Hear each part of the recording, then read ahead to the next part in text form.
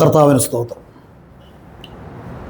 ഈ വിലപ്പെട്ട സമയത്തിനായി ഞാൻ ദൈവത്തെ സ്തുതിക്കുന്നു. കടന്നു വന്ന എല്ലാവരെയും കർത്താവ് ധാരാളമായിട്ട് അനുഗ്രഹിക്കട്ടെ. നമ്മുടെ സഹോദരങ്ങൾ പലർക്കും ഇന്ന് കടന്നു വരാനായിട്ട് കഴിഞ്ഞിട്ടില്ല. ടിങ്കിള് ഈ ഞായറാഴ്ച ദിവസങ്ങൾ തനിക്ക് അത്യാവശ്യമായിട്ട് തൻ്റെ ഡ്യൂട്ടിയോടുള്ള ബന്ധത്തിൽ കടന്നു പോകേണ്ടത് ആവശ്യമാണല്ലോ. അതിന് കടന്നു പോയിരിക്കുകയാണ്. തൻ്റെ വൈഫും കുഞ്ഞുങ്ങളും കടന്നു വന്നില്ല. അതുപോലെ ടിൻറ്റുവിൻ്റെയും വൈഫും കുഞ്ഞുങ്ങളും അവരുടെ വിദ്യാഭ്യാസത്തോടുള്ള ബന്ധത്തിൽ അവരും കടന്നു പോയിരിക്കുന്നു. എല്ലാവരെയും കർത്താവ് അനുഗ്രഹിക്കട്ടെ. നമുക്ക് എല്ലാവർക്കും വേണ്ടി പ്രാർത്ഥനയോടെ ആയിരിക്കാം.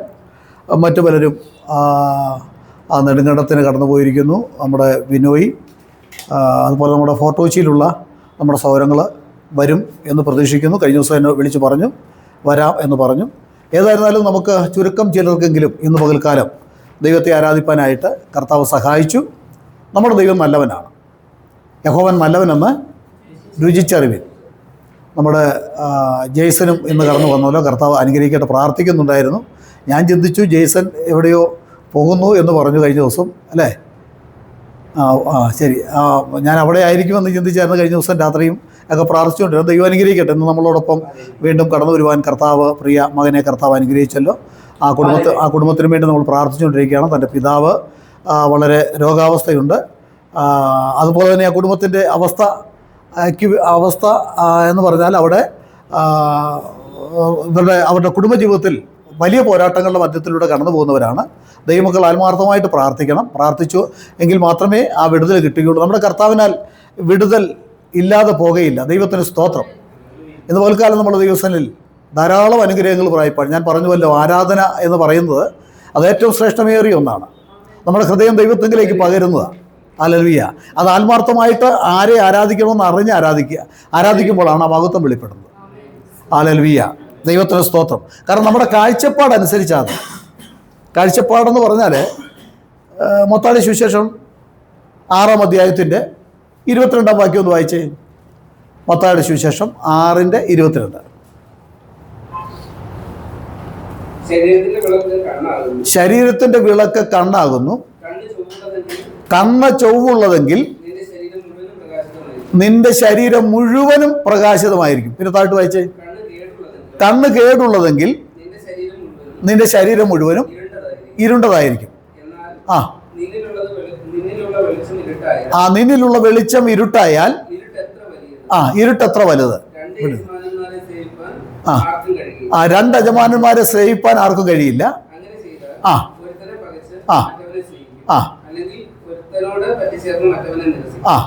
മതി 22 ഒന്നുകൂടെ വായിക്കാം. ശരീരത്തിന്റെ വിളക്ക് കണ്ണാകുന്നു. കണ്ണ് ചൊവ്വുള്ളതെങ്കിൽ നിന്റെ ശരീരം മുഴുവനും പ്രകാശിതമാകുമെന്ന. അപ്പൊ കണ്ണ് ചൊവ്വുള്ളതായിരിക്കണം. ഈ കണ്ണെന്തിനെ സൂചിപ്പിക്കുക? നമ്മുടെ കാഴ്ചപ്പാട്, അല്ലേ? നമ്മുടെ കാഴ്ചപ്പാട് നേരെയാണെങ്കിൽ നമ്മുടെ ജീവിതത്തെ മുഴുവൻ പ്രകാശിപ്പിക്കാൻ കഴിവുള്ള ഒരു ദൈവത്തിലാണ് നമ്മൾ ആശ്രയിക്കുന്നത്. ആ ദൈവത്തെ നമ്മൾ ആരാധിക്കുന്നത്. ഹല്ലേലൂയ. കണ്ണ് ചൊവ്വുള്ളതായിരിക്കണം. ഞാൻ രാവിലെ സമയം നമ്മുടെ ഒരു പ്രാരംഭത്തിൽ തന്നെ നമ്മുടെ ഒരു സഹോദരൻ്റെ സാക്ഷ്യം പറയണം എന്ന് അദ്ദേഹം പറയുവാനായിട്ട് പോവുകയാണ്. വയനാടിലുള്ള കുറിയാക്കോസ് എന്ന് പറയുന്ന നമ്മുടെ ഒരു ജ്യേഷ്ഠ സഹോദരൻ എന്ന് പറഞ്ഞാൽ കർത്താവായ യേശു ക്രിസ്തുവിൻ്റെ നാമത്തിന് വേണ്ടി ആദ്യം ഓർത്തഡോക്സ് സഭയിൽ നിന്ന് പെന്തക്കോസ്തിലേക്ക് വന്നു. അസംബ്ലീസ് ഗോഡിലേക്ക് വന്നു. അസംബ്ലീസ് ഓഫ് ഗോഡിലേക്ക് വന്നു കഴിഞ്ഞപ്പോഴാണ് സത്യോപദേശം മനസ്സിലായത്. അവർ സത്യത്തിന് വേണ്ടി വന്നു. ചില വർഷങ്ങൾക്ക് മുമ്പ് ഞാനും നമ്മുടെ വിൻസൻ ബ്രദറിൻ്റെ അനിയൻ സൈമനും അതുപോലെ ജോസ് ഫ്രീസ് ഭാഷകളുടെ അവിടെ ചെന്ന് ഒരു 10 പേരെ ഒന്നിച്ച് സ്നാനപ്പെടുത്തി. അതിൽപ്പെട്ട പ്രായമുള്ളൊരു ചേട്ടനാണ് കുറിയാക്കോസിയാണ്. വളരെ വിശ്വസ്തമായിട്ട് നല്ല കാഴ്ചപ്പാടോടെ നിൽക്കുന്നൊരു വ്യക്തിയാണ്. ഒറ്റയ്ക്ക് ആ വീട്ടിലൊക്കെ ചിലപ്പോൾ പ്രാർത്ഥിക്കുന്നത്. അതുപോലെ അവർ ഒറ്റയ്ക്ക് ഭവനത്തിൽ നിന്ന് പ്രാർത്ഥിക്കുക. വിശ്വാസത്തിൽ ഒരു ക്ഷീണമില്ല. കഴിഞ്ഞ ദിവസം ഒരു വലിയ പ്രതിസന്ധി പുള്ളിയുടെ ജീവിതത്തിലുണ്ടായി. അതാണ് സാക്ഷ്യമായിട്ട് പറയാൻ ആഗ്രഹിക്കുന്നത്. അദ്ദേഹത്തിൻ്റെ ജീവിത പങ്കാളിയും കൂടെ ഏതോ ആവശ്യത്തിന് വേണ്ടി അവർ യാത്ര പോവുകയാണ്. സ്കൂട്ടറിലാണ് പോകുന്ന അവസരത്തിൽ ഒരു വലിയ ഘോരമായിട്ടുള്ള ഒരു വലിയ വനത്തിലൂടെ, നമുക്കറിയാം വയനാടിൻ്റെ ചില പ്രദേശങ്ങളിലൊക്കെ കാട്ടുമൃഗങ്ങൾ ഇറങ്ങുന്ന വലിയ വനമാണ്. ഈ വനത്തിൻ്റെ ഏറെക്കുറെ നടുക്കി ചെന്നപ്പോൾ അവിടെ വലിയ ആൾക്കാർ താമസമൊന്നുമില്ല, അതുവഴി കടന്നു പോകണം. അങ്ങനെ കടന്നു പോകുന്ന അവസരത്തിൽ നമുക്കറിയാം വനത്തിലൂടെയൊക്കെ കടന്നു പോകുമ്പോൾ വല്ലപ്പോഴും ഒരു ബൈക്കോ ഒരു വണ്ടിക്കാരനോ ആരെങ്കിലും വന്നാലായി, വന്നില്ലേലായി. ആ സന്ദർഭത്തിൽ എന്ത് പറ്റിയെന്നറിയത്തില്ല, തൻ്റെ വണ്ടി പെട്ടെന്ന് തകിടം മറിഞ്ഞു ഒരു ഓടയുടെ ഭാഗത്തേക്ക്, കുഴിയിലേക്കൊന്നും വീണില്ല, അവിടേക്ക് മറിഞ്ഞു വീണ്. എന്താ സംഭവിച്ചെന്ന് അദ്ദേഹത്തിന് അറിയത്തില്ല. വലിയ പ്രതിസന്ധിയാണ്. പുള്ളി വീണ ഉടൻ തന്നെ ഒരു സംഭവം ഉണ്ടായെന്ന് പറഞ്ഞാൽ, ദൈവത്തിൽ ആശ്രയിച്ചാൽ ദൈവത്തിൻ്റെ ആ പരിപാലനത്തെക്കുറിച്ചാണ് നമ്മൾ മനസ്സിലാക്കേണ്ടത്. താൻ വീണ ഉടൻ തന്നെ തങ്ങൾക്ക് എഴുന്നേക്കാൻ പറ്റില്ലാതെ കിടക്കുന്ന അവസരത്തിൽ പെട്ടെന്ന് രണ്ട് ചെറുപ്പക്കാർ ബൈക്കിന് അവിടേക്ക് വരിക. പെട്ടെന്ന് അവർ ചാടി ഇറങ്ങി ഇവർ രണ്ടുപേരെയും കൂടെ എഴുന്നേപ്പിച്ചു. എന്ത് പറ്റിയെന്ന് ചോദിച്ചപ്പോൾ ഇവർക്കും ഒന്നും അറിയത്തില്ല. ആകെ ഒരു പ്രതിസന്ധിയായി. ആ നിമിഷം ആശുപത്രി കൊണ്ടുപോകാനായിട്ട് വേറെ മാർഗമൊന്നുമില്ലല്ലോ. അങ്ങനെ ഇരിക്കുമ്പോൾ ഒരു ജീപ്പ് അവിടുന്ന് പാഞ്ഞു വരുന്നു. ജീപ്പ് അവിടെ നിർത്തി ഇവരെല്ലാവരും കൂടെ ഇവരെ രണ്ടുപേരെയും ആശുപത്രിയിലേക്ക് കൊണ്ടുപോവുകയാണ്.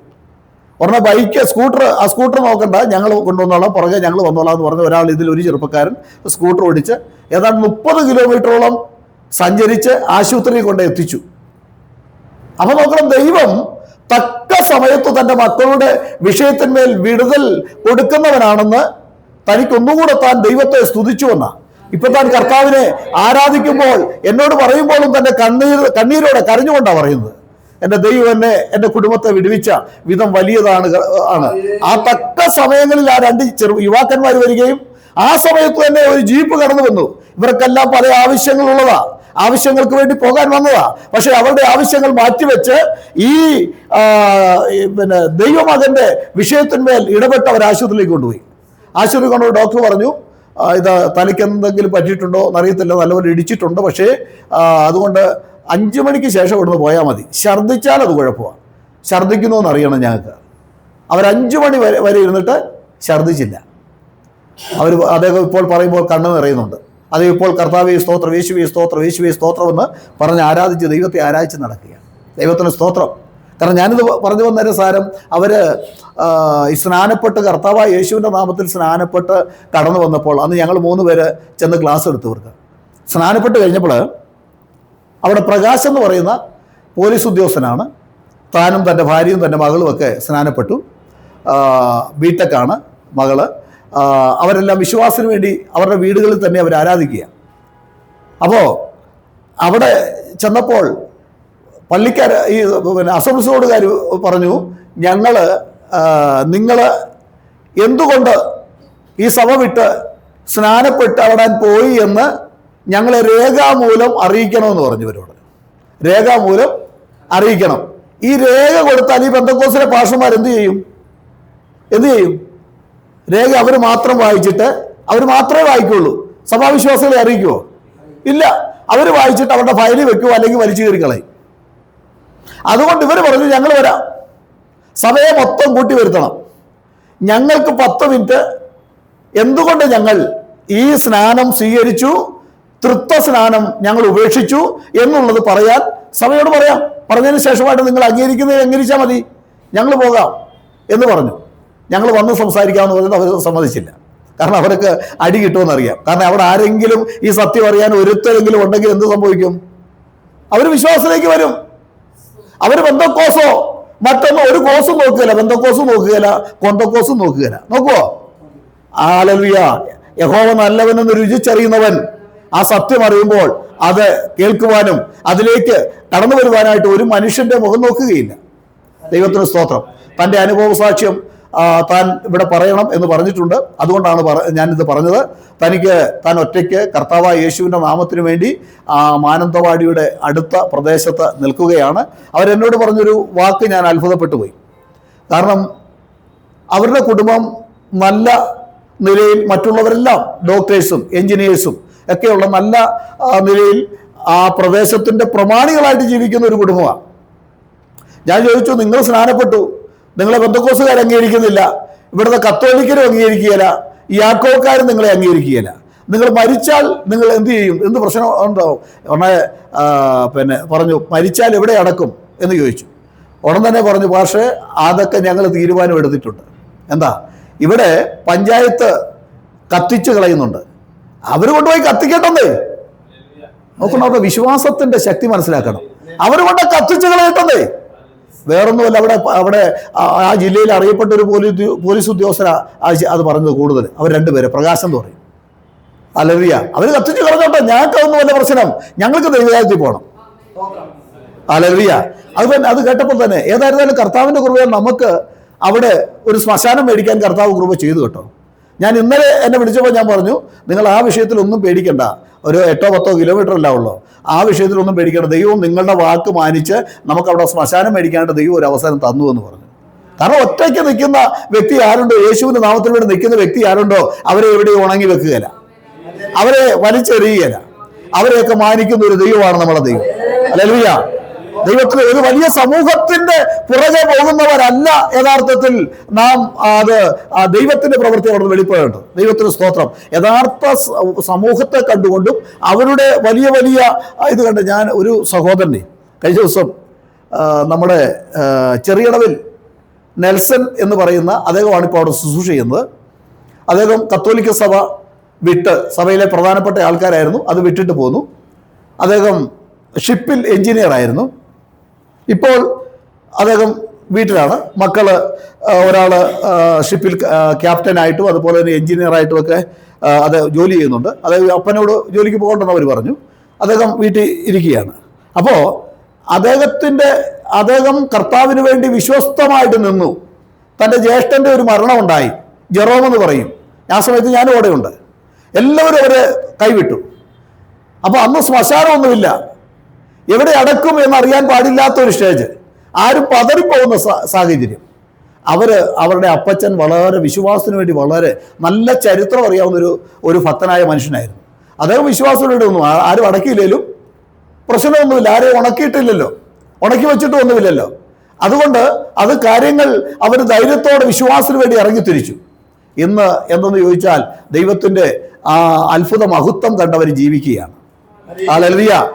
കർത്താവായ യേശു ക്രിസ്തുവിന്റെ മഹത്വത്തിൽ അവർ ജീവിക്കുന്നു. പ്രശ്നങ്ങൾ ഒത്തിരി ഉണ്ടായി, സമൂഹം അവരെ കൈവിട്ടു, അവരെന്ത് ചെയ്യുമെന്ന് കാണാം എന്ന് പറഞ്ഞ് എല്ലാവരും വീക്ഷിച്ചു. ആ ദേശം, ആ പ്രദേശത്ത് മുഴുവൻ അവർക്കെതിരായിട്ട് വലിയ വലിയ സംസാരങ്ങൾ ഉണ്ടായി. പക്ഷേ ഇന്നും അതിന്റെ തലമുറ കർത്താവിനെ ആരാധിച്ച് നിൽക്കുന്നു. അതും കർത്താവായ യേശു ക്രിസ്തുവിന്റെ നാമത്തിന് വേണ്ടി നിൽക്കുന്നു. ഹല്ലേലൂയ.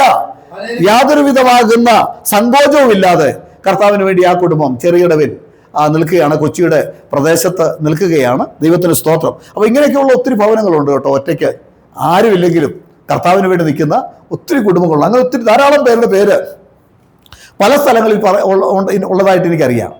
അല്ലെങ്കിൽ അവരൊക്കെ വിശ്വാസത്തിന് വേണ്ടി കർത്താവിന്റെ മുഖത്തേക്ക് മാത്രം നോക്കുകയാണ്.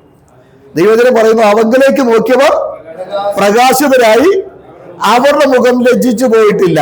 ഹല്ലേലൂയ. ഇവിടെ പറയുന്നു, നമ്മൾ വായിച്ച വാക്യം ഏതാ? ഒന്ന് വായിച്ചേ. ശരീരത്തിന്റെ വിളക്ക് കണ്ണാകുന്നു. കണ്ണ് ചൊവ്വുള്ളതെങ്കിൽ നിന്റെ ശരീരം മുഴുവൻ പ്രകാശിതമാകുമെന്ന്. ഹല്ലേലൂയ. കണ്ണ് ചൊവ്വുള്ളതെങ്കിൽ ശരീരം മുഴുവൻ. കണ്ണ് ശരിയാണെങ്കിൽ അതിന്റെ പ്രകടനങ്ങൾ എവിടെ കാണാൻ സാധിക്കും? ശരീരത്തുണ്ടാകുന്നു. അവന്റെ നോട്ടത്തെ പ്രകടമാക്കുന്ന ശരീരം. നോട്ടം ശരിയല്ലെങ്കിൽ ശരീരത്ത് അത് പ്രകടമാകും, അല്ലേ? ആകും. ഹല്ലേലൂയ. അവൻ നോട്ടം നേരെ അല്ലെങ്കിൽ ശരീരത്ത് അതിന്റെ വിക്രിയകളെല്ലാം കാണിക്കും അവൻ.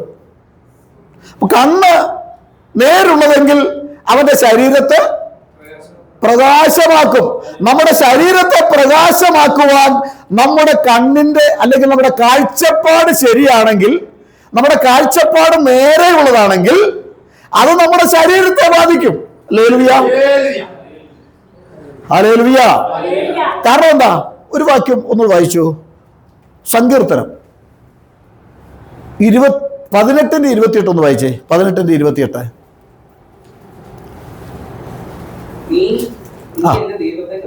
നീ എന്റെ ദീപത്തെ കത്തിക്കും, എന്റെ അന്ധകാരത്തെ പ്രകാശമാക്കും. നീ എന്റെ ദീപത്തെ കത്തിക്കും. അപ്പൊ നമ്മുടെ എല്ലാം ഉള്ളിൽ എന്തുണ്ട്? കത്താൻ ആഗ്രഹിക്കുന്ന, പ്രകാശിക്കാൻ ആഗ്രഹിക്കുന്ന ഒരു ദീപമുണ്ട്. ഇത് കത്തിക്കേണ്ടതാരാ? കർത്താവ് കത്തിക്കേണ്ടത്. കർത്താവ് കത്തിക്കണമെങ്കിൽ കർത്താവ് ഇങ്ങനെ ഓരോരുത്തർ അവിടെ കൊണ്ട് ഇങ്ങനെ തീപ്പെട്ടി വരച്ച് കത്തിക്കുന്ന പോലെ കത്തിക്കുകയാണോ? അല്ല. നിങ്ങൾ എൻ്റെ അടുക്കലേക്ക് വരുവിൻ, ഞാൻ നിങ്ങളുടെ അടുക്കലേക്കും കടന്നു വരാം. നിങ്ങൾ എൻ്റെ അടുക്കലേക്ക് കടന്നു വരുവിൻ, ഞാൻ നിങ്ങളെ വിടുവിക്കാം. ഹല്ലേലൂയ. അപ്പൊ നമ്മുടെ ഉള്ളില് പ്രകാശിക്കണമെന്നുള്ള ഒരു വാഞ്ച, ഒരു കൊതിയുണ്ടോ? ഒരു ആത്മാർത്ഥതയുണ്ടോ? അങ്ങനെ ആത്മാർത്ഥതയുള്ളവരെ അടുക്കൽ കടന്നു വന്ന് അവന്റെ ശരീരത്തെ പ്രകാശമാനമാക്കുവാൻ, അവൻ അനുഭവിച്ചുകൊണ്ടിരിക്കുന്ന അന്ധകാരത്തിന്റെ ബന്ധനങ്ങളെ എടുത്തു മാറ്റുവാൻ നാം ആരാധിക്കുന്ന നമ്മുടെ യേശുവിന് കഴിയും എന്നാണ് നമുക്ക് മനസ്സിലാക്കുവാൻ കഴിയുന്നത്. Hallelujah, hallelujah. നീ എൻ്റെ ദീപത്തെ കത്തിക്കുന്നു. നമ്മളെ ശോഭ പരിപൂർണമാക്കി തീർക്കുവാൻ, നമ്മുടെ ശരീരത്തിന്റെ കേടുപാടുകൾ തീർക്കുവാൻ, നമ്മുടെ ശരീരത്തിന്റെ ഇരുണ്ട മേഖലകളിലേക്ക് കടന്നു എന്ന് ഒരു പ്രകാശമാക്കി തീർക്കുവാൻ, ധൈര്യത്തോടെ നിർത്തുവാൻ കഴിയുന്ന ഒരു ദൈവം നമുക്കുണ്ട്. അവനെയാണ് നമ്മൾ ആരാധിക്കുന്നത്. അതങ്ങോട്ട് ഏൽപ്പിച്ചു കൊടുത്താൽ മതി, കത്തിച്ചോളും. ഏൽപ്പിച്ചു കൊടുത്തു കഴിഞ്ഞാൽ കത്തിക്കേണ്ടവൻ കത്തിച്ചോളും. ഹല്ലേലൂയ. അവങ്കിലേക്ക് നോക്കിയവർ പ്രകാശിതരായവരുടെ മുഖം ലജ്ജിച്ചു പോയിട്ടില്ല. ഹല്ലേലൂയ. അവന്റെ സ്നേഹം അറിഞ്ഞവർ പ്രശോഭിതരായി എന്നാണ് ഭക്തൻ പാടുന്നത്. അതുകൊണ്ട് നമ്മുടെ ഉള്ളിൽ ഇരുട്ട് ബാധിച്ചിട്ടുണ്ടെങ്കിൽ അതിന് കാരണക്കാരാരാ? നമ്മുടെ അവിശ്വാസമാണ്. നമ്മുടെ അപ്പൻ തയ്യാറായി നിൽക്കുകയാണെന്നേ. നമ്മുടെ അപ്പൻ നമ്മളെ ഒന്ന് പ്രകാശിപ്പിക്കുക. നമ്മൾ പ്രകാശിച്ചാൽ എന്താ ഗുണം? മറ്റുള്ളവർക്കും കൂടെ ഗുണമുണ്ടാവുന്നേ. മറ്റുള്ളവരുടെ ഗുണങ്ങളെ തടസ്സം വരുത്തുന്ന നമ്മുടെ ചില ചിന്തകളാണ്, നമ്മുടെ ചില അവിശ്വാസങ്ങളാണ്. നമ്മുടെ ചിന്തയ്ക്ക് മാറ്റം വരുത്തി, നമ്മുടെ അവിശ്വാസത്തെ മാറ്റം വരുത്തി കഴിഞ്ഞാൽ എന്ത് സംഭവിക്കും? നമ്മുടെ എല്ലാ ചിന്തകളെയും വിചാരങ്ങളെയും ക്രിസ്തുവിനോടുള്ള അനുസരണത്തിനായി കീഴടക്കി, നമ്മുടെ വിചാരങ്ങളെ ക്രിസ്തുവിനോടുള്ള അനുസരണത്തിനായി. ഏതാ ജോയിസ് വാക്യം?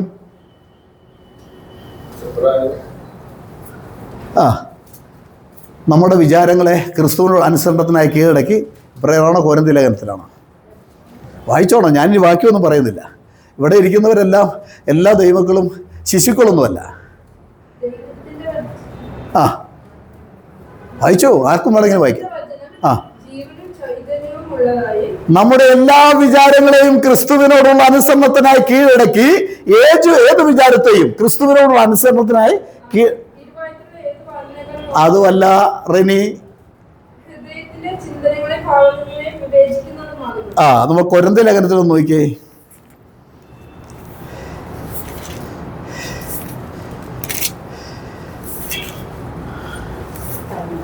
ഞങ്ങളുടെ പോരിന്റെ ആയുധങ്ങൾ ജഡീയങ്ങളല്ല എന്നുള്ള വാക്യം ഒന്ന് നോക്കിയേ. ഞങ്ങൾ ജഡത്തിൽ സഞ്ചരിക്കുന്നവരെങ്കിലും ഞങ്ങളുടെ പോരിന്റെ ആയുധങ്ങൾ ജഡീയങ്ങളല്ല. 4:10 10:4 10:2 പോലെ വായിക്കാം. താഴോട്ട് വായിച്ചു. അല്ല, ജഡത്തെ അനുസരിച്ച് ഞങ്ങൾ ജഡത്തിൽ സഞ്ചരിക്കുന്നവരെങ്കിലും, അങ്ങനല്ലേ? 3 വായിച്ചു.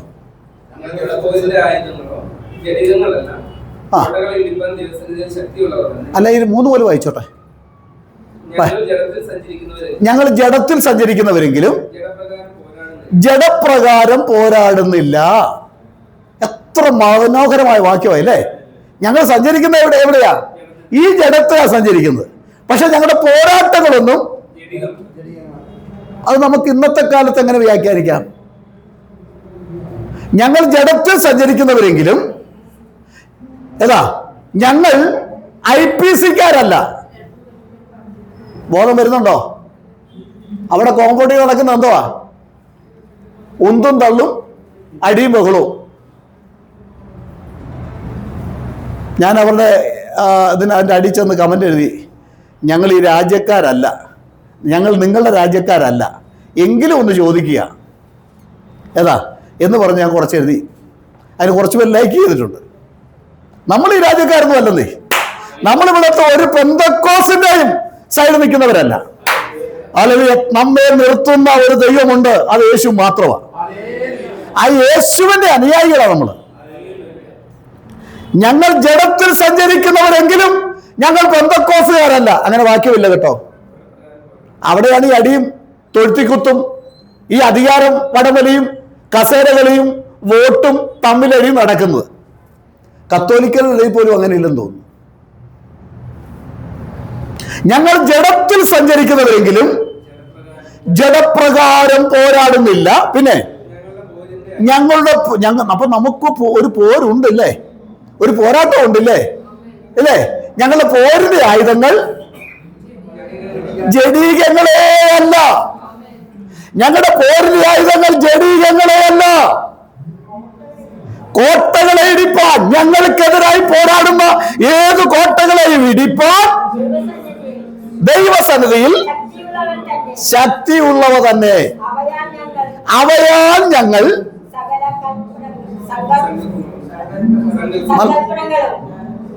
സങ്കല്പങ്ങളും.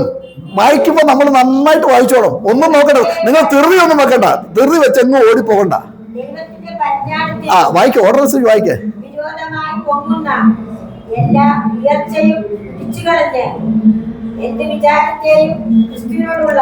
എന്ത് വിചാരത്തെയും അല്ല, ഏത് വിചാരത്തെയും.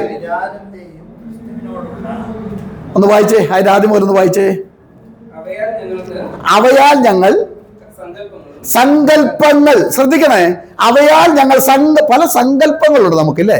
ഈ സങ്കല്പങ്ങളെല്ലാം വരുന്ന ദൈവികമാണെന്ന് ചിന്തിക്കാൻ പറ്റുകയില്ല. മറ്റവന് വരും പല സങ്കല്പങ്ങളും. പിന്നെ ആ ദൈവത്തിന്റെ പരിജ്ഞാനത്തിന് വിരോധമായി പൊങ്ങുന്ന എല്ലാ ഉയർച്ചയും. ദൈവത്തിന്റെ പരിജ്ഞാനത്തിന് വിരോധമായി യാതൊരു ഉയർച്ചയും എനിക്കും നിങ്ങൾക്കും ഉണ്ടാകരുത്. നമ്മുടെ സങ്കല്പത്തിൽ ഉണ്ടാകരുത്. ഭൗതികമായോ ആത്മീയമായിട്ടോ ശാരീരികമായിട്ടോ നന്മയുണ്ടായിരുന്നല്ല ഇതിനർത്ഥം, ആണോ? പക്ഷെ ദൈവത്തിന്റെ പരിജ്ഞാനത്തിന് വിരോധമായി ഉയരാവുന്ന ചില പദ്ധതികൾ സാത്താൻ നിന്റെ മുൻപിൽ കൊണ്ടുവയ്ക്കുമ്പോൾ അതിനെ നീ ജയിക്കണമെന്നാണ് അതിന്റെ അർത്ഥം. ഹല്ലേലൂയ. വായിച്ചു. വിരോധമായി പോകുന്ന എല്ലാ ഉയർച്ചയും, അത് എന്ത് വായിക്കൊള്ളട്ടെ, എല്ലാ ഉയർച്ചയെയും ഇടിച്ചു കളഞ്ഞ്. എങ്ങനെ ഇടിച്ചു കളയണം? നമ്മുടെ ജഡീക ആയുധം കൊണ്ട് ഇടിച്ചു കളയണമെന്നല്ല. അത് താഴോട്ട് വായിക്കുമ്പോൾ മനസ്സിലാവും. വായിച്ചു. ഏത് വിചാരത്തെയും ക്രിസ്തുവിനോടുള്ള അനുസരണത്തിനായിട്ട് പിടിച്ചടക്കുക. ഭയങ്കരം അല്ലേ? ഏത് വിചാരത്തെയും, സാത്താനിക വിചാരത്തെ, സാത്താനിക പദ്ധതിയെ, സാത്താൻ കൊണ്ടുവരുന്ന തന്ത്രങ്ങളെ ക്രിസ്തുവിനോടുള്ള അനുസരണത്തിനായിട്ട് നീ പിടിച്ചെടുക്കണം. അങ്ങനെ പിടിച്ചെടുക്കുന്നവനാണ് സത്യക്രിസ്ത്യാനി. ഹല്ലേലൂയ. പിടിച്ചെടുക്കണം. അതിനു വേണ്ടിയാണ് ദൈവം നമ്മളെ ആക്കി വെച്ചിരിക്കുന്നത്. അല്ലാതെ ഞായറാഴ്ച ഇങ്ങോട്ട് വന്ന് 2 പാട്ടും പാടി ഒരു പ്രാവശ്യവും പറഞ്ഞു ഇവിടെ സ്വോത്രകാഴ്ച ഇട്ട് കഴിഞ്ഞാൽ ദൈവം അങ്ങ് സന്തോഷിക്കും. അങ്ങനെ ആരും പ്രതീക്ഷിക്കരുത് കേട്ടോ. നിന്റെ സ്വോത്രകാഴ്ചയിലുമല്ല, നിന്റെ മറ്റൊന്നിലുമല്ല, ഈ ലോകത്തിലുള്ള ഒന്നിലുമല്ല. നിന്റെ ഹൃദയം ക്രിസ്തുവിന്റെ പരിജ്ഞാനത്തിന് വിരോധമായി എന്തെങ്കിലും ഉയർച്ച, ഏതെങ്കിലും വിധത്തിൽ നിന്റെ ഹൃദയം അഹങ്കരിക്കുന്നോ, ഏതെങ്കിലും വിധത്തിൽ ക്രിസ്തുവിന്റെ അനുസരണത്തിന് വിരോധമായിട്ട് പൈശാചികൻ നിന്റെ ജീവിതത്തെ കാർന്നു തിന്ന് അവൻ നിന്നെ അടിമയാക്കിക്കൊണ്ട് അവന്റെ പ്രവൃത്തി നിറവേറ്റാൻ ഒരുങ്ങുന്നോ, അങ്ങനെ ഒരുങ്ങുന്നെങ്കിൽ ഏതു വിചാരത്തെയും ക്രിസ്തുവിനോടുള്ള അനുസരണത്തിനായിട്ട് പിടിച്ചടക്കി. ഹല്ലേലൂയ. വായിച്ചു. നിങ്ങളുടെ അനുസരണം തികഞ്ഞു വരുമ്പോൾ എല്ലാ അനുസരണക്കേടിനും ഒരുങ്ങിയിരിക്കുന്നു.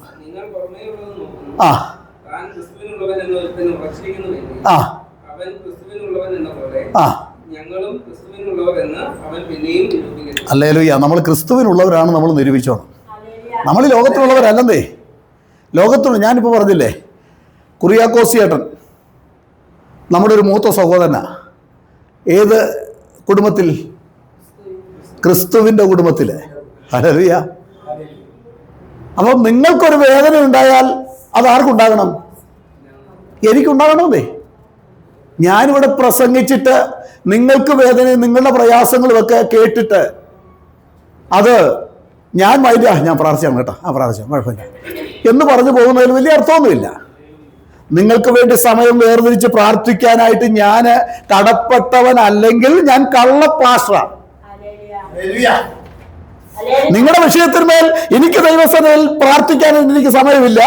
ഞാൻ എൻ്റെ ഇഷ്ടപ്രകാരം എൻ്റെ കാര്യത്തിനും എൻ്റെ സ്വന്തം കാര്യത്തിനും വേണ്ടി മാത്രം നടക്കുന്നവനാണെങ്കിൽ ഇതുപോലൊരു കള്ളപ്പാസ്റ്റർ വേറെ ആരും കാണുകയില്ല. ഹല്ലേലൂയ. അപ്പൊ നമ്മൾ അന്യോന്യം എങ്ങനെയുള്ളവരാണ്? കടപ്പെട്ടവരാണ്. നമ്മൾ ക്രിസ്തുവിനുള്ളവരാ. നിങ്ങൾക്ക് വേണ്ടി ഞാൻ പ്രാർത്ഥിച്ചേ മതിയാകൂ, നിങ്ങൾ എനിക്ക് വേണ്ടി പ്രാർത്ഥിച്ചേ മതിയാകൂ. അവിടെയാണ് ദൈവം പ്രവർത്തിക്കുന്നത്. തമ്മിലുള്ള പ്രാർത്ഥനയ്ക്ക് വലിയ ശക്തിയുണ്ട്, അല്ലേ? ഹല്ലേലൂയ. അവിടെ പിശാച് തോറ്റുപോകും. ഹല്ലേലൂയ. അപ്പൊ നമ്മുടെ ഉള്ളിലാണ് ചില കത്തല് നടക്കണം. ഇരുണ്ട അവസ്ഥയിൽ ഇരിക്കരുത്, മൂടി വെച്ച അവസ്ഥയിൽ ഇരിക്കരുത്. അവിടെ കത്തുവാനായിട്ട് ഒരു ആത്മാവിനെ കർത്താവ് തന്നിട്ടുണ്ട്. ഈ ആത്മാവ് എപ്പോഴും കത്തി ജ്വലിക്കേണ്ടതാണ്. ഹല്ലേലൂയ. പരിശുദ്ധാത്മാവിന്റെ വലിയ ശക്തിയും അഭിഷേകവും പ്രാപിച്ചു വേണം നമ്മൾ പ്രാർത്ഥിക്കുമ്പോൾ. പ്രാർത്ഥിച്ചെഴുന്നേൽക്കുമ്പോൾ തന്നെ അയ്യോബ് സഹോദരന്മാർക്ക് വേണ്ടി പ്രാർത്ഥിച്ചപ്പോൾ അവന്റെ അവസ്ഥയ്ക്ക് മാറ്റം വന്നു. ഹല്ലേലൂയ. അന്യോന്യ പ്രാർത്ഥന ഉണ്ടാകണം. നിങ്ങൾ ഒരൊറ്റ വ്യക്തിക്ക് വേണ്ടി ഞാൻ പ്രാർത്ഥിക്കുന്നില്ലെങ്കിൽ, നിങ്ങളെ ശുശ്രൂഷിക്കുന്ന പാസ്റ്റർ എന്ന നിലയിൽ ഞാൻ പ്രാർത്ഥിക്കുന്നില്ലെങ്കിൽ, ആത്മാർത്ഥമായിട്ട് പ്രാർത്ഥിക്കുന്നില്ലെങ്കിൽ, എന്നെ പോലെ ഒരു കള്ളൻ ലോകത്തിൽ വേറെ ആരുമില്ല. ദൈവസഭ എന്ന് പറഞ്ഞാൽ എനിക്കും നിങ്ങൾക്കും ഇഷ്ടപ്രകാരം മുൻപോട്ട് പോകാനുള്ളതല്ല. ദൈവത്തിനൊരു പ്രമാണമുണ്ട്. ആ പ്രമാണം മാത്രം അനുസരിച്ച് മനുഷ്യന്റെ മുഖം നോക്കാതെ ഒരു നേതാവിന്റെ മുഖം നോക്കേണ്ടതേ. നേതാവിന്റെ കൈക്ക് പിടിച്ചിട്ട് നേതാവ് ഏതെങ്കിലും വിധത്തിൽ ദൈവസഭയിൽ വൃത്തികേട് കാണിക്കുന്ന കൈക്ക് പിടിച്ചിട്ട് അങ്ങോട്ട് മാറ്റി നിർത്തണം. ഹല്ലേലൂയ. നേതാവ് ദൈവവചനത്തിന്റെ വ്യവസ്ഥ വിട്ടു പോകാം. അതുകൊണ്ട് നേതാവിനെ നോക്കി ജീവിക്കാൻ കർത്താവിന്റെ വചനം പറയുന്നില്ല. പിന്നെ എങ്ങനെയാ? നാം സ്വീകരിച്ചു പറയുന്ന അപ്പോസ്തലനും മഹാപുരോഹിതനുമായ യേശുവിനെ ശ്രദ്ധിച്ചു നോക്കുവിൻ. ഹല്ലേലൂയ. യേശുവിനെ ശ്രദ്ധിച്ചു നോക്കുവിൻ. നിങ്ങളെല്ലാവരും എന്നെ അനുഗമിപ്പീൻ യേശു പറയുകയാണ്. ഹല്ലേലൂയ. ദൈവത്തിന് സ്തോത്രം. അതുകൊണ്ട് യേശുവിന്റെ നിങ്ങൾ ഏതാ ഉത്സവത്തിന്റെ മഹാദിനമായ ഒടുക്കത്തെ നാളിൽ യേശു നിന്നുകൊണ്ട് ദാഹിക്കുന്നവനെല്ലാം നിങ്ങളുടെ നേതാക്കന്മാരുടെ അടുക്കൽ പോകട്ടെ എന്നല്ല, ദാഹിക്കുന്നവനെല്ലാം എന്റെ അടുക്കൽ വരട്ടെ. പിന്നെ എന്നിൽ വിശ്വസിക്കുന്നവന്റെ ഉള്ളിൽ നിന്ന് തിരുവെഴുത്ത് പറയുന്ന പ്രകാരം ജീവജലത്തിന്റെ നദികൾ ഒഴുകും. ജീവജലത്തിന്റെ നദികൾ ഒഴുകിയാൽ ഈ നദി ചെന്നു ചേരുന്നിടത്തേക്കെയും ചലിക്കുന്ന പ്രാണികൾ എഴുന്നേൽക്കും. ഹല്ലേലൂയ. അവിടെ ചത്തുകിടക്കുന്നതല്ല, ജീവനുള്ള പ്രാണികൾ അനേകർ ജീവനിലേക്ക്, അനേകർ യേശുവിലേക്ക് കടന്നു വരുവാനിടയായി തീരും. ഹല്ലേലൂയ. ദൈവത്തിന് സ്തോത്രം. അപ്പൊ ദൈവജനം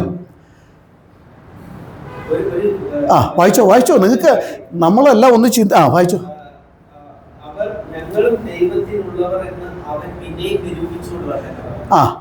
ഞങ്ങൾ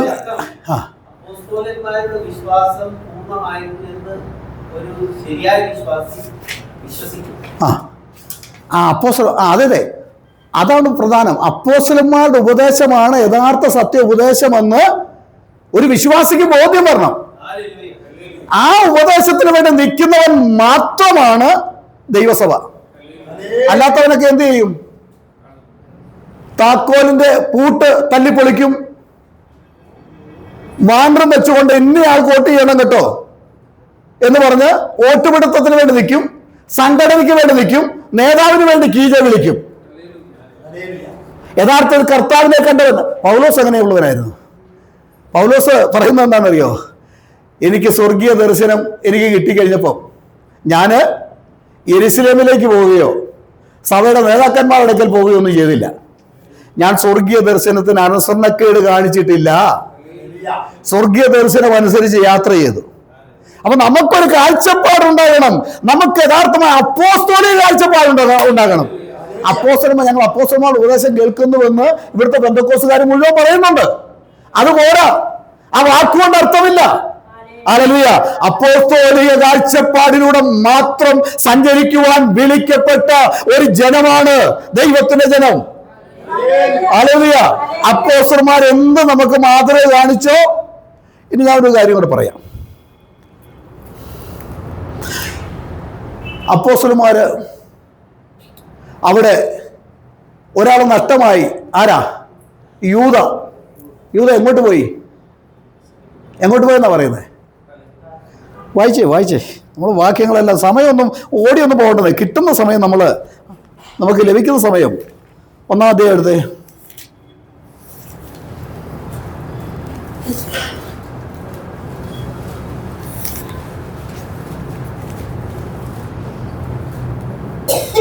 മത്യാസിനെ തിരഞ്ഞെടുക്കുന്ന ഭാഗം വായിച്ചേ.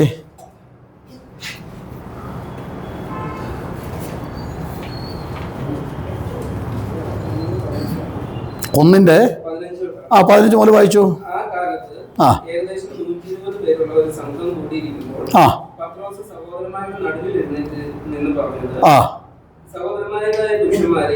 യേശുവിനെ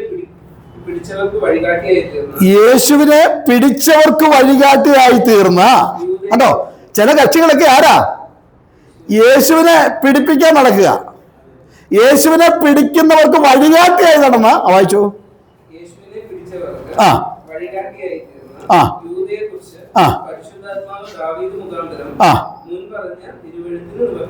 ആ ആയിരുന്നു. കണ്ടോ, അതൊന്ന് ശ്രദ്ധിക്കണം. അവൻ ഞങ്ങളുടെ എണ്ണത്തിൽ ഉൾപ്പെട്ടവനായി. അപ്പോസ്തോലിക എണ്ണത്തിൽ ഉൾപ്പെട്ടവനായിരുന്നു. 12 പേരുണ്ടെങ്കിൽ ഒരുത്തൻ ആരായിരിക്കും? ആ വായിച്ചു. ആ ആ ഈ ശുശ്രൂഷയിൽ പങ്ക് ലഭിച്ചിരുന്നുവല്ലോ. ഏത് ശുശ്രൂഷയിൽ? യൂദ അപ്പോസ്തോലിക ശുശ്രൂഷ ചെയ്തോ? പങ്ക് ലഭിച്ചെന്നാ പറയുന്നത്. യൂദ അത്ഭുതങ്ങൾ വല്ലതും നടത്തിയോ? നടത്തിയല്ലേ. ഈ 12 പേര് പോയി അത്ഭുതം നടത്തിയതിന്റെ കൂട്ടത്തിൽ ആരുണ്ട്? യൂദയുമുണ്ട് അല്ലേ? പക്ഷേ ഇതെല്ലാം ദൈവത്തിനറിയാം, കർത്താവിനറിയാം. വായിച്ചു. അവൻ ഞങ്ങളുടെ എണ്ണത്തിൽ ഉൾപ്പെട്ടവനായി ഈ ശുശ്രൂഷയിൽ പങ്ക് ലഭിച്ചുവല്ലോ. അപ്പൊ ശുശ്രൂഷയിൽ വളരെ വളരെ യൂദ ഭയങ്കര മനസാക്ഷിയുള്ളവനാ. യേശുവിൻ്റെ കാലിൽ ഒരു പെൺകുട്ടി കൊണ്ടുവന്ന് പെർഫ്യൂം ഒഴിച്ചു കഴിഞ്ഞപ്പോൾ എന്താ പറഞ്ഞത്? ഇത് ഈ പാഴിയല വന്തിനാ. അത് വിറ്റിരുന്നെങ്കിൽ എത്രയോ ദരിദ്രന്മാരെ ഉണ്ടായിരുന്നു, അവർക്ക് കൊടുക്കത്തില്ലായിരുന്നോ? എന്നിട്ട് അതിൻ്റെ അടുത്ത ഭാഗം വായിക്കുന്ന എന്തുവാ? ഇത് ദരിദ്രന്മാരോടുള്ള കരുണനിമിത്തമായിട്ടൊന്നുമല്ല, ഈ പണസഞ്ചി ആളുടെ കയ്യിലായിരിക്കുന്നത്, യൂദയുടെ കയ്യിലിരിക്കുന്നത്. അതിനകത്ത് പൈസ വരുമല്ലോ. അപ്പൊ അതിനകത്ത് എടുത്ത് ഇവര് പരിചയമുള്ളത് കൊണ്ടാ. വായിച്ചതായിട്ട് വായിച്ചു. ആ ആ ആ ആ ആ വായിച്ചു.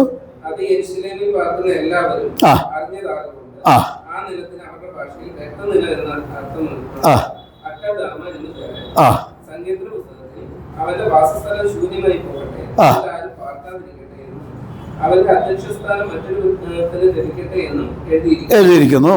ആകയാൽ കർത്താവായ യേശു യോഹന്നാന്റെ സ്നാനം മുതൽ നമ്മെ വിട്ട് സ്വർഗ്ഗാരോഹണം ചെയ്ത നാൾ വരെ നമ്മുടെ ഇടയിൽ സഞ്ചരിച്ചു പോകുന്ന കാലത്തെല്ലാം ഞങ്ങളോടുകൂടി നടന്ന പുരുഷന്മാരിൽ ഒരുത്തൻ ഞങ്ങളോടുകൂടി അവന്റെ പുനരുത്ഥാനത്തിന് സാക്ഷിയായിരിക്കും. അങ്ങനെ അവർ ഇനി അതിന്റെ ഒരു കാര്യം ചെയ്യാം. അതിന്റെ 22 മൂലം അങ്ങ് വായിച്ചു. 24 വായിച്ചാലും മതി, കുഴപ്പമില്ല. സകല ഹൃദയങ്ങളെയും അറിയുന്ന കർത്താവേ, അതൊന്ന് ശ്രദ്ധിക്കണം. തൻ്റെ സ്ഥലത്തേക്ക് പോകേണ്ടതിന് നമ്മൾ എങ്ങോട്ട് പോകേണ്ടവരാ?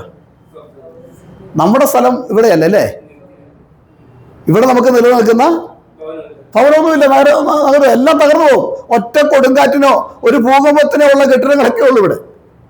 അതുകൊണ്ട് പൗലോസ് പറഞ്ഞു, ഞങ്ങളുടെ പൗരത്വം സ്വർഗത്തിലാ, ഞങ്ങൾ അങ്ങോട്ട് പോകാനുള്ളവരാ. ഇവരെങ്ങോട്ടാ പോയത്? ഒന്ന് വായിച്ചേ, ആ വാക്യം ഒന്ന് വെച്ച് ശ്രദ്ധിച്ച് വായിച്ചേ. തന്റെ സ്ഥലത്തെ. അപ്പൊ ഇവൻ ഈ അപ്പോസ്തലനായി അഭിനയിച്ചെങ്കിലും, അപ്പോസ്തലനാണെങ്കിലും ശുശ്രൂഷ കിട്ടിയവനാണെങ്കിലും ഇവന്റെ സ്ഥലം വേറെയാ. ഇവൻ പോകാനുള്ള സ്ഥലം വേറെയാ. ഇവൻ നേരെ വന്നവനല്ല. ഇവനെക്കുറിച്ച് ദൈവത്തിൻ്റെ ഒരു പദ്ധതിയുണ്ട്. ആ പദ്ധതി പ്രവചന പ്രകാരം നിറവേറാൻ വേണ്ടി വന്നു. എവിടുന്ന് വന്നെന്ന് ഉള്ളത് നമ്മൾ പിന്നീട് അതിനെക്കുറിച്ച് യൂദയെക്കുറിച്ച് പഠിക്കുമ്പോഴാണ് നമുക്ക് മനസ്സിലാകുന്നത്. ഇവൻ കയറി വന്ന സ്ഥലം എവിടെയാണ് നമുക്ക് വ്യക്തമായിട്ട് മനസ്സിലാക്കാൻ. നമ്മുടെ ഇന്നത്തെ വിഷയം അതല്ലാത്തതുകൊണ്ട് അത് നമ്മൾ ചിന്തിക്കുന്നില്ല. ഇവൻ കയറി വന്ന സ്ഥലം വായിച്ചു, ഇതായിട്ട് വായിച്ചേ. തന്റെ സ്ഥലത്തേക്ക് പോകേണ്ടതിന് യൂദ ഒഴിഞ്ഞുപോയ ഈ ശുശ്രൂഷയുടെയും അപ്പസ്തോലത്വത്തിന്റെയും സ്ഥാനം ലഭിക്കേണ്ടതിന് ഈ ഇരുവരിൽ ഏവരെ തിരഞ്ഞെടുത്തിരിക്കുന്നു എന്ന് കാണിച്ചു തരണമേ. അവരുടെ പേർക്ക് വോട്ടിട്ടു അല്ലേ?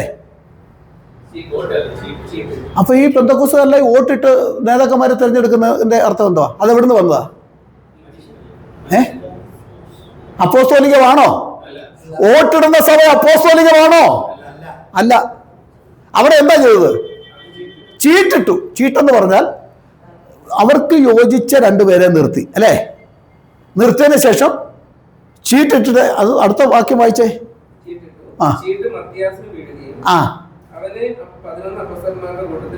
അതിന്റെ മുകളിലോട്ട് ഒന്നുകൂടെ വായിച്ചേ. രണ്ടുപേരെ നിർത്തിയേ. പിന്നെ പ്രാർത്ഥിച്ചു. സത്യം മനസ്സിലായോ? ഇവിടെ വോട്ടിടുന്നവർ പ്രാർത്ഥിക്കുന്നുണ്ട് കേട്ടോ. എനിക്കറിയാവുന്ന ഞാൻ വോട്ടിട്ട ഒരു സംഘടനയിൽ വന്ന ആളാ. വോട്ടുവിട്ട സംഘടനയിൽ വന്ന ആളാ. എനിക്കറിയാം. എന്നിട്ട് പ്രാർത്ഥിക്കും. ആരെയാണ് തിരഞ്ഞെടുക്കുന്നത്? എത്ര പ്രാർത്ഥിച്ചാലും ഞാൻ ആരെയെ തിരഞ്ഞെടുക്കുള്ളൂ? എൻ്റെ അളിയനെ തിരഞ്ഞെടുക്കുള്ളൂ. അളിയൻ നിപ്പുണ്ടല്ലോ, എൻ്റെ അളിയനെ തിരഞ്ഞെടുക്കും. ആ അളിയൻ്റെ അളിയൻ അവിടെ ഉണ്ട്, ആ പുള്ളിയുടെ അളിയനും ഉണ്ട്. ഈ അളിയന്മാരെല്ലാം കൂടിയാണ് വോട്ടിട്ട് പ്രാർത്ഥിക്കുന്നു. പ്രാർത്ഥന ദൈവം കേൾക്കുമോ? വെറുതെ പറയുന്നതല്ല കേട്ടോ. ഒരളിയൻ, അതിനപ്പുറത്ത് മറ്റേ അളിയൻ, അതിനപ്പുറത്ത് വേറൊരു അളിയൻ, ഇത് മറ്റേ ബന്ധം, ഈ ബന്ധം, കുടുംബ ബന്ധവും അളിയനും വളിയന്മാരെല്ലാം കൂടെ ചേർന്ന് വോട്ടിട്ട് തമ്മിലടിക്കുക. വോട്ടിടുന്ന സഭ അപ്പോസ്തോലികമല്ല. സാത്താൻ അവന്റെ ഒരു പിടി അവിടെ വെച്ചിരിക്കുക. പക്ഷെ ചീട്ടിടുക എന്ന് പറഞ്ഞാൽ അവിടെ ഒരുത്തനും അളിയനും അമ്മായപ്പനും മരുമോനും ഒന്നും അവിടെ ഒരു സ്വാധീനമില്ല. കൊള്ളാവുന്ന മാന്യമായി കർത്താവിൻ്റെ വേല ചെയ്യുന്നു എന്ന് തോന്നുന്ന ചിലരെ തിരഞ്ഞെടുത്ത് അവരുടെ പേരെന്ത് ചെയ്യണം? ചീട്ടിടുക. ചീട്ട് തർക്കങ്ങളെ തീർക്കുന്നു എന്ന് മറ്റെടുത്തുണ്ട് അല്ലേ? ഇത് ദൈവത്തിൻ്റെ ഒരു പ്രവൃത്തിയാണെന്ന് തെളിയിക്കാൻ മറ്റൊരു സംഗതി, യോന. ഇവരിൽ ആരെയാണ് ആരാണ് പ്രശ്നക്കാരൻ? അതിനും ചീട്ടിട്ടപ്പോൾ അവിടെയും ദൈവത്തിൻ്റെ ഒരു പ്രവൃത്തി വെളിപ്പെട്ടില്ലേ? ചീട്ട് ആർക്ക് വീണു? യോനയ്ക്ക് തന്നെ വീണു. ചീട്ടിട്ട് തിരഞ്ഞെടുക്കുന്ന. അപ്പോൾ ഇത് ഗവൺമെൻറ് നിയമം അങ്ങനെയാണോ? ഗവൺമെൻറ് നിയമം അങ്ങനെയാണ് എന്ന് പറഞ്ഞ് ഗവൺമെൻറ് നിയമം മാത്രം പാലിക്കുന്നവരാണോ ഇവിടെ പെന്തക്കോസ്തുകാര്? അല്ല. നോക്കണം, ഭയങ്കര തട്ടിപ്പ്. പിശാച് കയറി ഇവരെ പിടിച്ച് വളരെ ഞെരുക്കി അവന്റെ കയ്യിലിരുന്നു കൊണ്ടാണ്. ഏതാ? പിശാചിന്റെ കയ്യിലിരുന്നു കൊണ്ടാണ് യേശുവിനെ പ്രസവിക്കുമ്പോഴും ഇവരുടെ തലയുടെ മുകളിൽ നിൽക്കുന്ന ഒരു സർപ്പമുണ്ട്. ആ സർപ്പം തൃത്വമാണ്. തൃത്വവും ത്രിയേകമെന്ന ആ സർപ്പത്തിന്റെ തലയ്ക്കടിയിൽ നിന്നുകൊണ്ടാണ് ഇവർ യേശുവിനെ പ്രസംഗിക്കുന്നത്, ഇവർ അന്യഭാഷ പറയുന്നത്, ഇവരിവിടെ കാണിക്കുന്ന പ്രകടനങ്ങൾ. ഹല്ലേലൂയ. എന്നാൽ സ്വർഗത്തിലെ അപ്പച്ചന്റെ കരങ്ങളിലേക്ക് സമ്പൂർണ്ണമായി ഏൽപ്പിച്ചു കൊടുക്കുന്ന ഒരുത്തന്റെ ഉള്ളിൽ ഒരു പ്രകാശം വരും. ഹല്ലേലൂയ. ആ പ്രകാശം വന്നു കഴിഞ്ഞാൽ ആ പ്രകാശം മറ്റുള്ളവർക്ക് വിടുതലാണ്, മറ്റുള്ളവർക്ക് ആശ്വാസമാണ്, പാപിക്ക് രക്ഷയാണ്. അക്രമിക്ക് ഒരിക്കലും ദൈവസഭയിൽ സ്ഥാനമില്ല. ഹല്ലേലൂയ. മാനസാന്തരത്തിന് യോഗ്യമായ ഫലം കായ്പിന്ന ഭയത്തോടെ യഹോവയെ സേവിപ്പിൻ, വിറയലോടെ ഘോഷിച്ചുല്ലസിപ്പിൻ. ദൈവത്തിന് സ്തോത്രം. ഈ സംഘടനയെ മണ്ണാങ്കട്ടയൊക്കെ വിട്ടതിൻ്റെ ഉദ്ദേശം അത് തന്നെയാണ്. ചിലപ്പോൾ നമ്മളെ വിടാൻ കാരണം അതല്ല, നമ്മൾ ആ ചിന്തയോടെ വന്നതല്ല, വേറെ പല കാരണങ്ങളുണ്ടാവും. ഇനി അവിടെ നിൽക്കുന്നില്ലെന്ന് പറഞ്ഞ് നമ്മളൊക്കെ അങ്ങനെ ഒരു തോന്നലുണ്ടാക്കി പോന്നതാണ്. പോന്നു കഴിഞ്ഞപ്പോഴാണ് നമ്മൾ കിടന്ന സ്ഥലം എത്ര ഭീകരമാണ്, എത്ര ദുരന്തമാണ് എന്ന് നമുക്ക് മനസ്സിലായത്. ഈ വെള്ളത്തിൽ മുങ്ങിക്കിടക്കുന്നവന് അതിൻ്റെ ഭാരം അറിയാവോ? വെള്ളത്തിൽ മുങ്ങിക്കിടക്കുന്നവൻ അവൻ്റെ മുകളിലെ വെള്ളത്തിൻ്റെ ഭാരം അറിയാവോ? അവൻ്റെ മുകളിൽ എന്തേരം വെള്ളമുണ്ട്, അത്രയും വെള്ളം കട്ട് ചെയ്ത് ഇങ്ങെടുക്കണം. അത് ഒരു വലിയ വീപ്പയ്ക്കകത്തോ വലിയ പാത്രത്തിലും ആക്കിയിട്ട് ഇവൻ്റെ തലയിലോട്ട് വെച്ച് കൊടുക്കണം. അപ്പോൾ അതിൻ്റെ വെയിറ്റ് അറിയാൻ പറ്റുള്ളൂ. വെള്ളത്തിൽ മുങ്ങിക്കിടക്കുന്നവൻ അതിന്റെ ഭാരം എത്രമാത്രം വലിയ നമ്മളെ തകർത്ത് കളയുന്ന ഭാരമാണ് മുകളിൽ കിടക്കുന്നതെന്ന് അറിയാതിരിക്കുന്നത് പോലെ ഏതൊരു സംഘടനയിലും വോട്ടിട്ട് ജനങ്ങളെ തിരഞ്ഞെടുക്കുന്ന ഏതൊരു സംഘടനയിലും മുങ്ങിക്കിടക്കുന്ന ഒരുവന് അതിന്റെ വികൃത രൂപം അറിയത്തില്ല, അതിന്റെ ഭാരം അറിയത്തില്ല. അത് വിട്ട് വെളിയിലേക്ക് വരുമ്പോൾ, സ്വർഗം നിന്നെ സ്വതന്ത്രമാക്കുമ്പോൾ നാം സാക്ഷാൽ സ്വതന്ത്രരായി തീർന്നു. ഹല്ലേലൂയ. എത്ര ഭാഗ്യവാൻ ഞാൻ. ആ പാട്ടറിയോ? എന്നെ കാരു ശബ്ദത്തിൽ പാട. ക്രിസ്തീയ ജീവിതമേ നാഥൻ പാട്. ഒന്ന് നിർത്തണം. ഞാൻ ഈ പ്രസംഗത്തിൻ്റെ ഇടയ്ക്ക് ഈ ശബ്ദം എടുത്തു കഴിഞ്ഞാൽ എല്ലാവർക്കും ചേർന്ന് പാടാനായിട്ട് ബുദ്ധിമുട്ടാണ്. എൻ്റെ ആ ശബ്ദത്തിൻ്റെ ഇതിലില്ല പോവുള്ളൂ. അപ്പോൾ ഒരാളത് ശബ്ദത്തിൽ എടുത്തു പാടാം. എല്ലാവർക്കും പാടാവുന്ന രീതിയിൽ എടുത്തു പാടാം.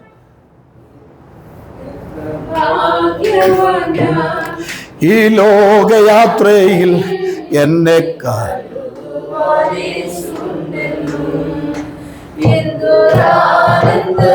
ക്രിസ്തീയ ജീവിത നാഥൻ പാടാകിലുണ്ടെന്നും തുണയാ.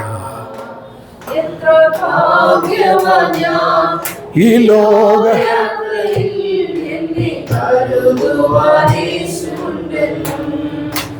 എന്തോരാനം ക്രിസ്തീയ ജീവിതമേ നാഥൻ പാടാകിലുണ്ടെന്നും തുണയാ.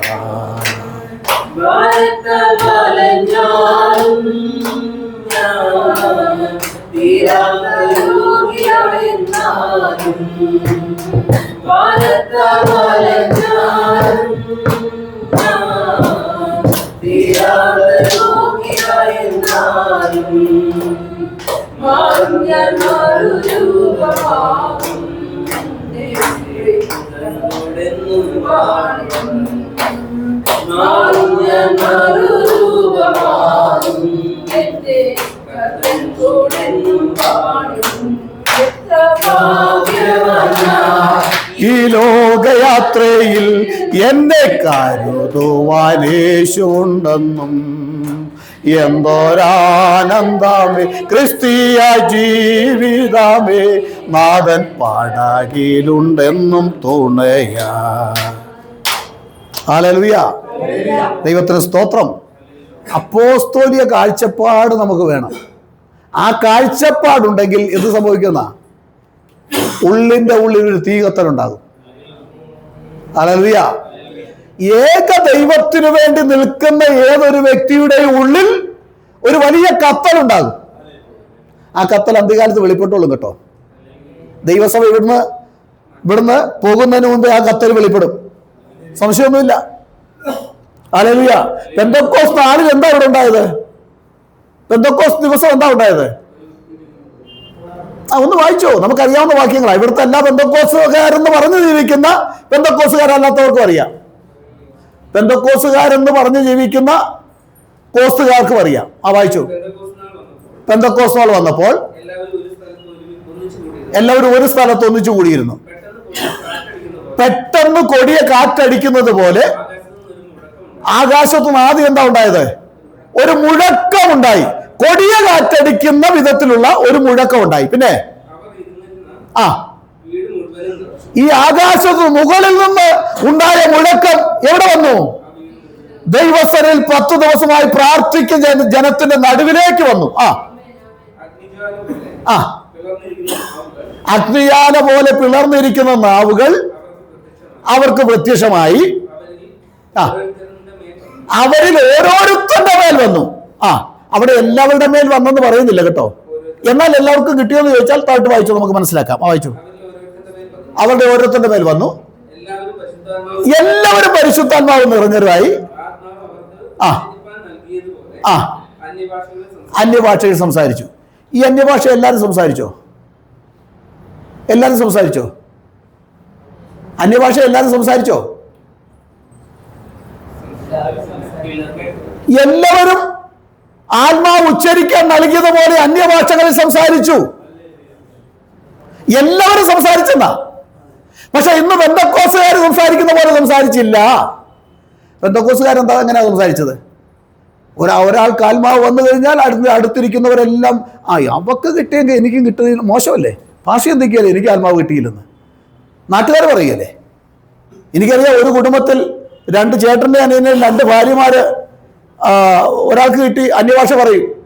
ഉടൻ തന്നെ ഞാൻ മോശക്കാരിയാകാവോ? പറ്റുകയില്ല. അനിയത്തിയും ചേട്ടത്തിയും ഭയങ്കര മത്സരിച്ച് ആ മത്സരം ഇന്നും തീർന്നിട്ടില്ല. ചേട്ടത്തി അനിയത്തിയും ഇന്നും മത്സരമാണ്.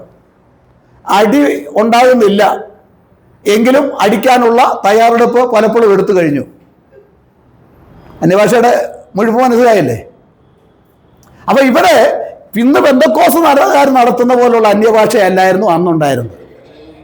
എല്ലാവരും ഒന്നിച്ചല്ല പറഞ്ഞതെന്ന് നമുക്ക് അവരിൽ ഓരോരുത്തരുടെ മേൽ പറഞ്ഞെന്ന ബൈബിൾ എന്താ പറയുന്നത്? എങ്ങനെ സംസാരിക്കണമെന്നാ? നിങ്ങൾ സഭയിൽ കൂടി വരുമ്പോൾ അന്യഭാഷ 2 3 പേർക്ക് ഉണ്ടാകട്ടെ. നമ്മൾ സഭയിൽ കൂടി വരുമ്പോൾ ഒരുത്തന് അന്യഭാഷയുണ്ട്, ഒരുത്തന് പ്രവചനമുണ്ട്, ഒരുത്തന് വ്യാഖ്യാനമുണ്ട്, സങ്കീർത്തനമുണ്ട്, അല്ലേ? ഇതെല്ലാം സഭയിൽ നടക്കുന്ന ഓർഡറാണ്. പക്ഷെ അത് നടക്കുന്ന ഓർഡർ ഉണ്ട്.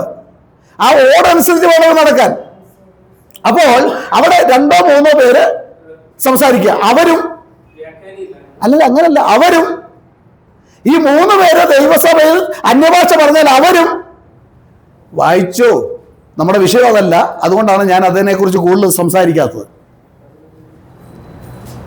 കൊരിന്ത്യ ലേഖനത്തിലുണ്ട്. ഹല്ലേലൂയ.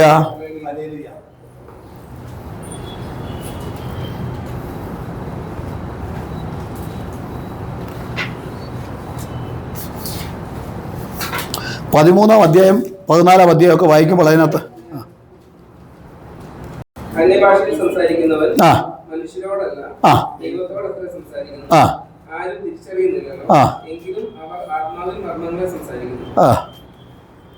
അതല്ല, ഞാനങ്ങ് പറഞ്ഞേക്കാം. നിങ്ങൾ കണ്ടുപിടിച്ചോണം, വീട്ടിൽ ചെന്ന് നോക്കിക്കോണം, വായിക്കണം. ആരെങ്കിലും എന്തെങ്കിലും പറയുന്നത് കേട്ടുകൊണ്ട് അന്യഭാഷയെക്കുറിച്ച് നമ്മൾ ചിന്തിക്കരുത്. നമ്മൾ ബൈബിൾ വായിച്ചിട്ട് അതിനനുസരിച്ച് മുൻപോട്ട് പോക്കണം. സഭയിൽ അന്യഭാഷ സംസാരിക്കുന്ന ഏറിയാൽ 2 3 പേര് സംസാരിക്കട്ടെ. ഇവിടെ ശ്രദ്ധിച്ചേ, 2 3 പേര് സംസാരിക്കട്ടെ. അവരും ഓരോരുത്തരായി സംസാരിക്കട്ടെ. അപ്പൊ അതിന്റെ അർത്ഥം എന്തുവാ?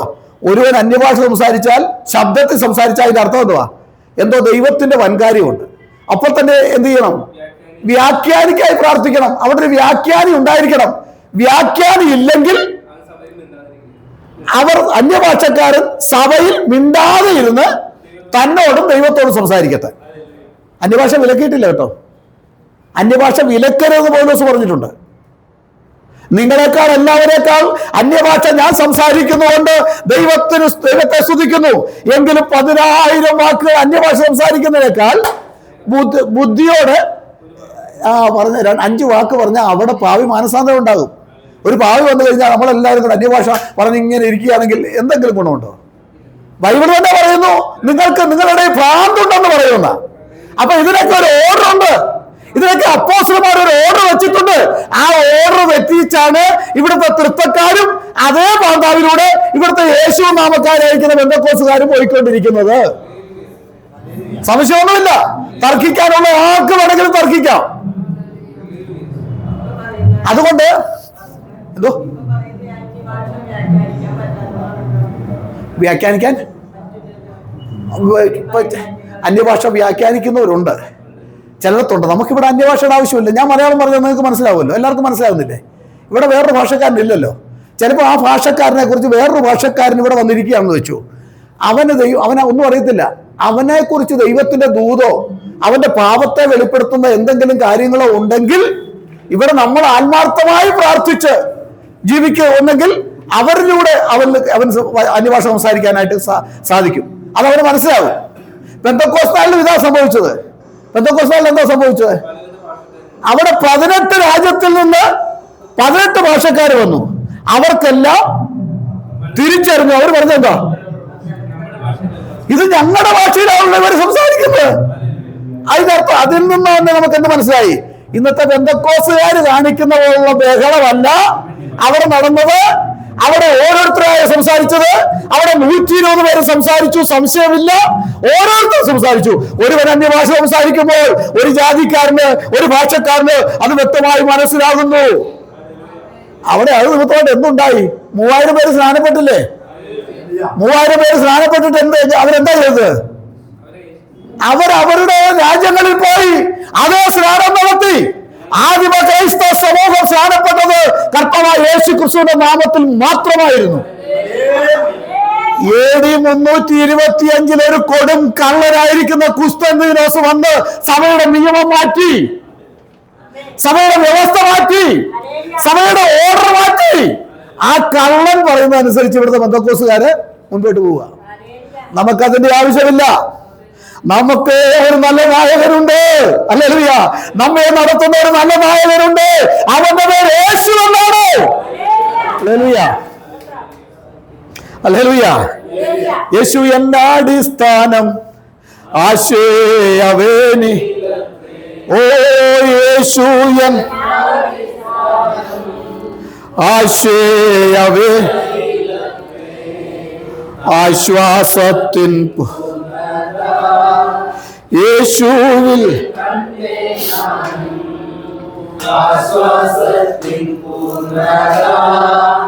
യേശുവിൽ എത്ര മധുര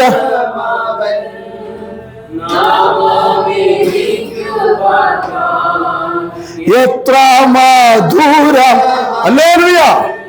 നാമം എനിക്കു പാർത്താൽ ഓർത്തു വരും.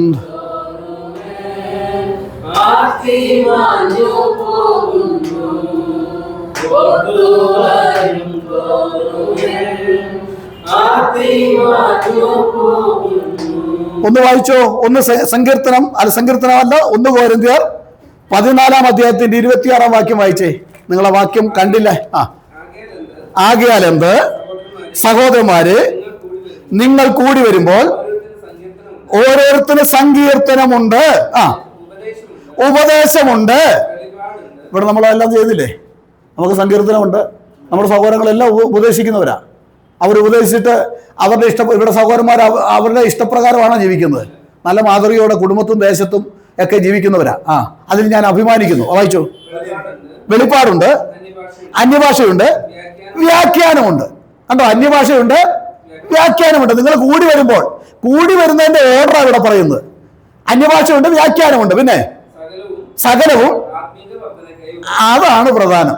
കാരണം ബഹളം ഉണ്ടാക്കി അന്യഭാഷയാണെന്ന് പറഞ്ഞുകൊണ്ട് ചേർത്തി പറഞ്ഞുകൊണ്ട് അനീതിയായിരിക്കുന്നത് ഞാൻ മോശക്കാരായി, അതുകൊണ്ട് അങ്ങനെയുള്ള മത്സരങ്ങളായിരുന്നു പെന്തക്കോസ്ത് നടക്കുന്നത്. മത്സരഗ്രഹമാ. അവരോട് പറഞ്ഞ അവർ അനുസരിക്കുകയല്ല. അവർ പെന്തക്കോസ്തല്ല എല്ലാവരും ഒന്നിച്ച് പറഞ്ഞു എന്നും പറഞ്ഞായിരിക്കുന്നത്. ഒന്നിച്ച് പറഞ്ഞില്ല. അവർ ഓരോരുത്തരാ പറഞ്ഞ്. എല്ലാവർക്കും കിട്ടിയെന്ന് ചോദിച്ചാൽ 120 പേർക്കും കിട്ടി. അവരെല്ലാവരുടെ മേലും പതിഞ്ഞെന്നാണ് പറയുന്നത്. അതിന് വായിച്ചതായിട്ട് വായിച്ചേ. അന്യഭാഷ സംസാരിക്കുന്നെങ്കിൽ 2 പേരോ, ഇതാണ് സഭയിൽ നടക്കേണ്ടത്. 2 പേരോ ഏറിയാൽ 3 പേരോ ആയിരിക്കട്ടെ. അവര് 3 പേര് ഒന്നിച്ച് സംസാരിച്ചാൽ എന്ത് മനസ്സിലാവും? അവർ ഓരോരുത്തരെ സംസാരിക്കട്ടെ. പിന്നെ ഒരുവൻ വ്യാഖ്യാനിക്കുകയും ചെയ്യണം. വ്യാഖ്യാനിയില്ല ഞാൻ അന്യഭാഷക്കാരൻ എവിടെ എവിടെ? അത് ഒച്ചയ്ക്ക് പറയാൻ ഞാൻ അത് നിർത്താട്ടെ. ഒന്ന് മനസ്സിലാക്കാൻ, പെന്തക്കോസ്തുകാരൊന്ന് മനസ്സിലാക്കാൻ വേണ്ടിയാ. സഭയിൽ മിണ്ടാതെ തന്നോടും ദൈവത്തോടും സംസാരിക്കട്ടെ. പല ഭാഷകളുണ്ടല്ലോ. വായിക്കണ്ട, ഇവിടെ മറിക്കണ്ട. 1 കൊരിന്ത്യർ 13 അധ്യായത്തിൽ കാണാം, നിങ്ങൾ ദൂതന്മാരുടെ ഭാഷയിൽ സംസാരിച്ചാലും ഒന്നുമില്ല. അപ്പൊ ദൂതന്മാരുടെ ഭാഷയുണ്ട്, ചിലത് സംസാരിച്ചേക്കാം. കാരണം നമുക്ക് അന്യഭാഷ സംസാരിക്കുന്നവൻ ദൈവത്തോട് സംസാരിക്കുന്നു, തങ്ങൾക്ക് തന്നെ ആത്മീയ വർധന വരുത്തുന്നു. വായിച്ചു. ഇതെല്ലാം പഠിക്കണേ. ഒരു വാക്യം മാത്രം. പെന്തക്കോസ്തുകാർ ഒരു വാക്യം എടുത്തോണ്ട് സ്നാനത്തെ കുറിച്ച് അവരെടുക്കുന്ന വാക്യം ഏതാ? മത്തായിയുടെ സുവിശേഷം 28. അത് മാത്രമേ അവർക്ക് അറിയത്തുള്ളൂ. ഈ ഒരു വാക്യം പിടിച്ചുകൊണ്ടാണ് ഇവർ ഈ തുള്ളലെല്ലാം തുള്ളുന്നത്. സത്യത്തെ തുള്ളിക്കുന്ന ആരാണെന്ന് അവർക്കും അറിയത്തുമില്ല. പരിശുദ്ധാത്മാവല്ല നമുക്ക് ഉറപ്പുണ്ട്. വായിച്ചു.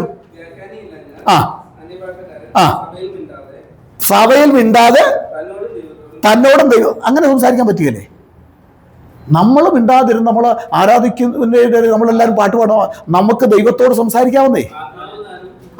ആത്മാവ് താനും ദൈവത്തോട് സംസാരിക്കുന്നു. വായിച്ചു. മതി. ഇനി ഞാൻ ഒരു വാക്യം കൂടെ ഒന്ന് ഓർപ്പിക്കാം. അതിന്റെ 39 വാക്യം വായിച്ചേ. 1 കൊരിന്ത്യർ 14:39. അതുകൊണ്ട് അതുകൊണ്ട് സഹോദരന്മാരെ, സഹോദരന്മാരെ, പ്രവചനവരം വാഞ്ചിപ്പിൻ. അന്യഭാഷയിൽ സംസാരിക്കുന്നത് വിലക്കരുത്. ഇതാരാ പറഞ്ഞത് അന്യഭാഷയിൽ സംസാരിക്കുന്നത് വിലക്കരുതെന്ന്? പൗലോസ്. പൗലോസ് എങ്ങനെയുള്ളവനാണെന്നാ പൗലോസ് പറഞ്ഞിരിക്കുന്നത്? അപ്പോൾ 14:18 വായിച്ചേ. അതുകൂടെ വായിച്ചിട്ട് ഇത് വായിക്കുന്നതായിരുന്നു ഉചിതം. നിങ്ങളെല്ലാവരിലും അധികം ഞാൻ അന്യഭാഷകളിൽ സംസാരിക്കുന്നത് കൊണ്ട് സ്തുതിക്കുന്നു. അപ്പൊ എല്ലാവരേക്കാൾ അന്യഭാഷ സംസാരിക്കുന്ന ആരായിരുന്നു? പൗലോസ് ആയിരുന്നു. അതുകൊണ്ട് ഞാൻ ദൈവത്തിനെ സ്തുതിക്കുന്നു. പിന്നെ താഴ്ത്ത് വായിക്കേ. എങ്കിലും ഒന്നും മനസ്സിലാക്കിയിട്ടില്ല. വായിക്കേ. എങ്കിലും സഭയിൽ 10,000 വാക്ക് അന്യഭാഷയിൽ സംസാരിക്കുന്നതിനേക്കാൾ അധികം മറ്റുള്ളവരെയും പഠിപ്പിക്കേണ്ടതിന് ബുദ്ധി കൊണ്ട് 5 വാക്ക് പറവാൻ ഞാൻ ഇച്ഛിക്കുന്നു. അതിന് 23 കൂടെ വായിച്ചു. ഇതൊക്കെ വീട്ടിൽ ചെന്ന് വായിച്ചോണം കേട്ടോ, മനസ്സിരുത്ത് വായിച്ചോണം. സഭയൊക്കെയും എല്ലാവരും അന്യഭാഷ സംസാരിക്കുന്നുവെങ്കിൽ ആത്മവരമില്ലാത്തവരോ അവിശ്വാസികളോ അകത്ത് വന്നാൽ നിങ്ങൾക്ക് പ്രാന്തുണ്ട് എന്ന് പറയുകയില്ലയോ? മതി, മനസ്സിലായി. വാക്യങ്ങളെല്ലാം ഒന്ന് മനസ്സിലാക്കണം. ഇത് വായിക്കാതെ വെറുതെ ഏതെങ്കിലും ഒരു വാക്യം കേട്ടുകൊണ്ട് പറയുകയാണേ. ഇവിടുത്തെ പെന്തക്കോസ്തുകാരുടെ അന്യഭാഷയല്ല. അത് തന്റെ അടുത്തോളം പറയാൻ ദൈവത്തിന്റെ പരിശുദ്ധാത്മാവിനാൽ എനിക്ക് കഴിയും, നമുക്ക് കഴിയും. കാരണം എന്താ? അവർ ഈ ഓർഡറൊന്നുമല്ല, ഓർഡർ തെറ്റിച്ച് നടക്കുന്നവരാ. കഴിഞ്ഞ ദിവസം അവിടെ പൂട്ട് തല്ലി പൊളിച്ചില്ലേ പാസ്റ്റർമാരും കുമ്പനാവിടെ? അന്ന് വൈകിട്ടത്തെ പ്രാർത്ഥനയിൽ അവർ അന്യഭാഷ സംസാരിച്ച് കാണുകയല്ലേ? സഹോദരനോട് നേർന്നോ? ഇതാണ് ദൈവമക്കളെ, നിങ്ങൾ ഇവിടുത്തെ ഒരു പെന്തക്കോസ് പാസ്റ്റർമാരെയും ഒരു നേതാവിനെയും കണ്ടുപോകണ്ട. നിങ്ങൾ നോക്കേണ്ട ഒരുവനുണ്ട്, അത് കർത്താവായ യേശു മാത്രമാണ്. യേശുവിനെ മാത്രം നോക്കി മുൻപോട്ട് പോയാൽ നീ ക്ഷീണിക്കയില്ല, നിന്നെ തകർത്ത് കളയുവാൻ ഒരു ശക്തിക്കും കഴിയില്ല, നീ പരാജയപ്പെടില്ല. നീ വിജയത്തോടെ നിന്ന് നടത്തുന്ന ഒരു ദൈവമുണ്ട്. ഹല്ലേലൂയ. നമ്മുടെ കർത്താവ് എത്ര നല്ലവനല്ലേ? ഹല്ലേലൂയ. ഇനി വായിച്ചപ്പോ 14:39 വായിച്ചു. അതുകൊണ്ട് സഹോദരന്മാരെ, പ്രവചനപരം വാഞ്ചിപ്പിൻ. വിലക്കരുത്. വിലക്കാൻ നമുക്ക് വ്യവസ്ഥയില്ല കേട്ടോ. അന്യഭാഷ സംസാരിക്കുന്നത് വിലക്കരുത്. പക്ഷെ അത് അന്യഭാഷ ആയിരിക്കണം എന്നുള്ളതുള്ളൂ. അന്യഭാഷയ്ക്ക് ഒരു ഓർഡറുണ്ട്. ഒരാൾ സംസാരിച്ചാൽ വ്യാഖ്യാനം ഉണ്ടാകണം. വ്യാഖ്യാനം ഇല്ലെങ്കിൽ അന്യഭാഷക്കാരും മിണ്ടാതിരിക്കണമെന്നല്ല, മിണ്ടാതിരുന്ന് തന്നോടും ദൈവത്തോടും സംസാരിച്ചോളാൻ പറയുന്നുണ്ട്. അത് വിലക്കാൻ എനിക്ക് നിങ്ങൾക്ക് ഒരുത്തരം അവകാശമില്ല. ആമേൻ. വായിച്ചു. സകല ഉചിതവും ക്രമവുമായി നടക്കട്ടെ. എന്താ ഈ ഉചിതവും ക്രമവും? നമ്മൾ ഉചിതവും ക്രമവും വായിച്ചത് എന്താ? സഭയിൽ അന്യഭാഷ സംസാരിച്ച 2-3 പേര് സംസാരിക്കട്ടെ, അവർ ഓരോരുത്തര് സംസാരിക്കട്ടെ. ഒരുവൻ സംസാരിക്കുമ്പോൾ വ്യാഖ്യാനി ഉണ്ടാകണം. വ്യാഖ്യാനി ഇല്ലെങ്കിൽ സഭയിൽ മിണ്ടാതിരിക്കട്ടെ. മിണ്ടാതിരിക്കട്ടെ എന്ന് പറഞ്ഞാൽ അന്യഭാഷ സംസാരിക്കട്ടെന്നല്ല അതിൻ്റെ അർത്ഥം. മിണ്ടാതിരുന്നാൽ ദൈവത്തോട് സംസാരിച്ചോട്ടെ. ആരാ പറയുന്നത്? നിങ്ങളെക്കാൾ കൂടുതൽ അന്യഭാഷ സംസാരിക്കുന്ന പൗലോസാണ് വിളിച്ച് പറയുന്നത്. അപ്പൊ ഇന്ന് പെന്തക്കോസുകാര് കാണിക്കുന്ന അന്യായ ഭാഷയാണ്, അന്യഭാഷയല്ല. നമുക്ക് അതിന്റെ പുറകെ പോകണ്ട. അതിന്റെ വിധത്തിൽ തള്ളിവിടുക. നമുക്കൊരു നല്ല നേതാവുണ്ട്, നമ്മളെ പഠിപ്പിച്ച ഒരു രക്ഷകനുണ്ട്, നമ്മളെ നയിക്കുന്ന ഒരു ദൈവമുണ്ട്, നമ്മളെ പരിപാലിക്കുന്ന ദൈവമുണ്ട്. അവൻ നമ്മുടെ ശരീരാത്മദേഹികളെ മുഴുവൻ ശുദ്ധീകരിച്ച് അവന്റെ വരവിന് വേണ്ടി നമ്മുടെ ശരീരാത്മദേഹികളെ ഒരുക്കുന്ന ഒരു ദൈവമുണ്ട്. ഹല്ലേലൂയ. ഇന്ന് പല വിഷയങ്ങൾ എടുത്തു. ഒരു വിഷയം തന്നെയാണെങ്കിലും നമുക്ക് അതിൻ്റെ ഓർഡർ എടുക്കാൻ പറ്റുള്ളൂ. ദൈവം അനുവദിച്ചാൽ ഈ അന്യഭാഷയെക്കുറിച്ച് പിന്നീട് ഒരിക്കൽ എടുക്കാം. നമുക്ക് അന്യഭാഷ വിലക്കാൻ വ്യവസ്ഥയില്ല. അതുകൊണ്ട് ഇന്ന് കാണിക്കുന്ന പെന്തക്കോസ്തുകാർ കാണിക്കുന്ന അന്യഭാഷയോട് കൂട്ടു നിൽക്കാനും യാതൊരു വ്യവസ്ഥയില്ല. ഹല്ലേലൂയ. നമ്മുടെ ഉള്ളിൽ ഒരു കത്തലുണ്ടാകണം. ഏതാ ആ കത്തലുണ്ടായാൽ എന്ത് സംഭവിക്കും? ഒരു തിരിയെ ഇവിടെ തിരിക്കുക. ആ തിരി കത്തിക്കാൻ എന്താ? ആ തിരി കത്തിക്കാനായിട്ട് ആര് കത്തിക്കുമെന്നാണ് അവിടെ പറയുന്നത്? നിങ്ങളുടെ ദൈവം കത്തിക്കുമെന്നാ. അതിന് ദൈവസന്നിധിയിലേക്ക് ഏൽപ്പിച്ചു കൊടുക്കണം. ഏൽപ്പിച്ചു കൊടുത്താൽ നമ്മുടെ ഉള്ളിൽ പരിശുദ്ധാത്മാവിൻ്റെ ഒരു കത്തലുണ്ടാകും. ആ പരിശുദ്ധാത്മാവിൻ്റെ കത്തൽ ഉണ്ടായിക്കഴിഞ്ഞാലേ നമ്മളൊരു രോഗിയോട് സംസാരിക്കുമ്പോൾ അവന് സൗഖ്യം കിട്ടും. വെറുതെ പറയുന്നതല്ല കേട്ടോ. ഇതെല്ലാം വിളിച്ചു കൂകി നടക്കേണ്ട ഒരു കാര്യമില്ല. പക്ഷെ ഇതൊക്കെ സംഭവിച്ചിട്ടുണ്ട്. എൻ്റെ ജീവിതത്തിൽ സംഭവിച്ച് ഞാനത് കണ്ണീരോടെ ദൈവത്തിന് നന്ദി പറഞ്ഞിട്ടുണ്ട്. എൻ്റെ ദൈവവിശ്വാസനാണ്, എനിക്കറിയാം. ഹല്ലേലൂയ. അവന്റെ സന്നിധിയിൽ ആത്മാർത്ഥമായിട്ട് ദൈവത്തോട് നിലവിളിച്ചാൽ നമ്മുടെ ഉള്ളിൽ കത്തലുണ്ടാകും. ആ കത്തലോടുകൂടി നമ്മൾ പ്രാർത്ഥിക്കുമ്പോൾ ഒരു അഗ്നിയുടെ കത്തലുണ്ടാകും. ഏതാ? ദൈവത്തിന്റെ വചനം പറയുന്നു, യെശയ്യാവ് 60 ഒന്നൊന്ന് വായിച്ചേ. നമുക്കുള്ള ഒരു ദൈവിക ദൂത, ഇസ്രായേലിനോടുള്ളതാണെങ്കിലും അതിൽ നിന്ന് പുതിയ നിയമസഭയ്ക്ക് ഏറ്റെടുക്കേണ്ട.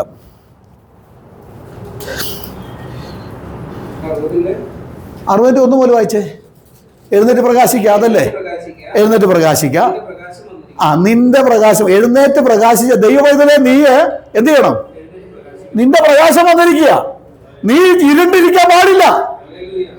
നിന്റെ ഹൃദയത്തിൽ ഒരു വലിയ പ്രകാശം ഉണ്ടാകണം. നീ അന്ധകാരത്തിന്റെ കൂട്ടുപിടിക്കരുത്. നിന്റെ ഉള്ളിൽ ഒരു വലിയ പ്രകാശം വന്നിരിക്കും. യഹോവയുടെ തേജസ് നിന്റെ മേൽ ഉദിച്ചിരിക്കുന്നു. പിന്നെ അന്ധകാര ഭൂമിയെയും കൂരിട്ട് ജാതികളെയും നിന്റെ മേലോ യഹോവ ഉദിക്കും. നമ്മളിൽ ഒരു തീ കത്തിയാൽ എന്താ ഗുണം? നമ്മളിൽ ഒരു തീ കത്തിയാൽ എന്താ ഗുണം? ആർക്കാ ഗുണം? നമുക്ക് തന്നെ നേരെ, നമുക്ക് തന്നെ കാണേണ്ട കാര്യങ്ങൾ വ്യക്തമായിട്ട് കാണാൻ കഴിയും. അതുകൂടാതെ നമ്മളോട് കൂടെ സമീപിക്കുന്ന നമ്മുടെ അയൽവാസിക്കും അത് മനസ്സിലാകും. നമ്മുടെ അയൽവാസിക്കും അതിന്റെ പ്രകാശം ഉണ്ടാകും. ആ പ്രകാശം ഏത് പ്രകാശമാ? പരിശുദ്ധാത്മാവിന്റെ തേജസ്സേറിയ പ്രകാശം നമ്മളിൽ പ്രവഹിച്ചാൽ എന്ത് സംഭവിക്കും? എന്റെ നാമം വിളിക്കപ്പെട്ടിരിക്കുന്ന എന്റെ ജനം തങ്ങളെ തന്നെ താഴ്ത്തി പ്രാർത്ഥിച്ച് തങ്ങളുടെ ദുർമാർഗങ്ങൾ വിട്ടുതിരിയുമെങ്കിൽ ഞാൻ ദേശത്തൂടെ സൗഖ്യം വരുത്തി കൊടുക്കും. ചില ജീവിതങ്ങളെ വിടുവിച്ചെടുക്കുവാൻ ദൈവം നിന്നെ ഒരു പ്രകാശമാക്കി ലോകത്തിൽ നിർത്തിയിരിക്കുന്നു എന്നുള്ള കാര്യം ദൈവസഭയെ നീ മറന്നു പോകരുത്. അത് നിന്നിലാണ് പ്രകാശിക്കേണ്ടത്. നിന്റെ പ്രകാശമാണ് മറ്റുള്ളവരിലേക്ക് പകരപ്പെടേണ്ടത്. ഹല്ലേലൂയ. നമ്മുടെ കർത്തൃമേശയ്ക്കുള്ള സമയം 12 മണിയായി. നമുക്ക് അടുത്ത ശുശ്രൂഷയിലേക്ക് കിടക്കാം അല്ലേ? ഒരു കാര്യം ചെയ്യണം, നിങ്ങൾ വീട്ടിൽ ചെന്ന് പ്രാർത്ഥിച്ചോളാം.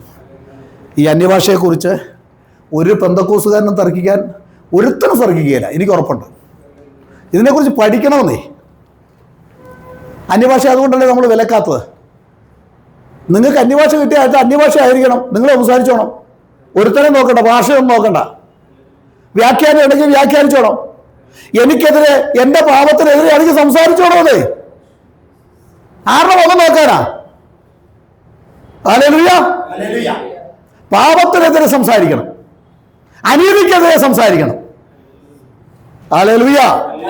പരിശുദ്ധാത്മാവ് വെറുതെ അല്ല, അന്യഭാഷ പറഞ്ഞ് അന്യഭാഷയിൽ ആരാധിച്ചിട്ട് പൂട്ടുപൊളിക്കാനല്ല. അന്യഭാഷ സംസാരിച്ച് പ്രശ്നം പരിഹരിക്കാൻ വേണ്ടിയുള്ളതാ, പ്രശ്നം ഉണ്ടാക്കാൻ വേണ്ടിയുള്ളതല്ല പരിശുദ്ധാത്മാവ്. സമാധാനം ഉണ്ടാക്കുന്നവർ ഭാഗ്യവാന്മാർ, അവർ ദൈവത്തിന്റെ പുത്രന്മാരെന്ന് വിളിക്കപ്പെടും. ഹല്ലേലൂയ. ആർക്കെങ്കിലും ബോറടിക്കുന്നുണ്ടെങ്കിൽ പറഞ്ഞേക്കണം കേട്ടോ. സമയം നീണ്ടു പോകുന്നു. ഇടയ്ക്കൊക്കെ നമ്മുടെ സഹോദരന്മാരൊക്കെ വന്ന് പ്രസംഗിക്കുന്നതാണ്. കർത്തൃമേശയുടെ ദിവസം നമ്മൾ ആർക്കും സമയം കൊടുത്തിട്ടില്ല. കാരണം എന്ന് ചോദിച്ചാൽ ശുശ്രൂഷ ചെയ്യേണ്ടത് കൊണ്ട് അങ്ങ് പോകുന്നതാണ്. പക്ഷേ ഇന്ന് കുറച്ച് വിഷയങ്ങൾ നമ്മൾ ചർച്ച ചെയ്യാൻ ഇടയായി തീർന്നു, എല്ലാവരും ചേർന്ന്. ഞാൻ തന്നെയൊന്നുമല്ല, നിങ്ങളും കൂടെ കൂടിയാണ് അതിൽ നിങ്ങളെ കൊണ്ട് വാക്യം വായിപ്പിക്കുന്നത്. ഞാൻ എടുക്കാത്ത വാക്യങ്ങൾ നിങ്ങൾ എടുത്തു തരുമെന്ന് എനിക്കറിയാം. ഇന്ന വാക്യം എവിടെയാണെന്ന് ചോദിച്ചാൽ മതി, നിങ്ങൾക്കറിയാതെ. ഹല്ലേലൂയ. നമ്മളുടെ സഭ, ഈ കൊച്ചിയിലുള്ള ഈ സഭ, നമ്മുടെ യേശു നാമക്കാരുടെ സഭ ദൈവം പ്രത്യേകം വിളിച്ച് വേർതിരിക്കുന്ന സഭയാണ്. അതിന് ദൈവത്തിന്റെ പദ്ധതി അന്ത്യകാലത്ത് വെളിപ്പെടും. ഞാൻ പറഞ്ഞു വന്ന് തീർത്തില്ല. പെന്തക്കോസ് നാളിൽ സഭ ഇവിടെ ആരംഭിച്ചപ്പോൾ എന്തുണ്ടായി? അത് നമ്മൾ വായിച്ചു വന്നത് അല്ലേ? ആ കൊടിയ കാറ്റടിക്കുന്ന പോലെ ഒരു വലിയ മുഴക്കമുണ്ടായി, എല്ലാവരുടെ മേലും പതിഞ്ഞു. അവരിൽ ഓരോരുത്തരുടെ മേലത് നാവെടുത്ത് അവരെന്ത് ചെയ്തു?